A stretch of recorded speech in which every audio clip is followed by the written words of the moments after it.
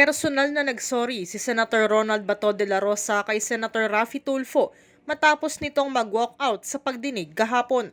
Tila napundi si Tulfo sa pagdinig ng Senate Committee on Public Order and Dangerous Drugs na pinamumunuan ni de la Rosa dahil sa pagtuturuan ng mga pulis. Tinatalakay dito ang kaso ng mag-ama sa Bulacan na inaresto na lang ng walang arrest warrant noong August 2023. Una rito, sinabi ni de la Rosa na nainsulto siya sa ginawa ni Tulfo pero kalaunay humingi rin ng tawad sa kapwa senador. Ako nagsorry sa kanya kung dahil sa kung ano mang kadahilanan kung bakit siya nag-walkout. Sabi ko, sorry kung hindi mo nagustuhan yung papatakbo ko sa hearing.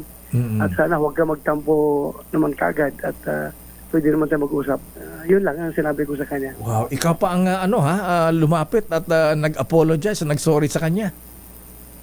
Wala namang mawala sa akin kung magpakumbaba ako. Opo, No? Sa kabila nito, inihayag ni de la Rosa sa damdaming bayan na ginagalang niya pa rin naman ang opinyon ni Tulfo sa kabila ng pag-walkout nito. Ayon sa senador, wala naman daw siyang ibang layunin kundi maging patas sa kanyang ginagawang investigasyon.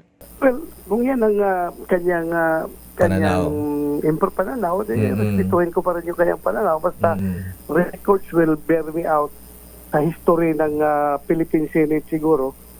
Ako na ang pinakamaraming sinight in contempt at pinakulong ng mga pulis. Walang ibang nakagawa noon.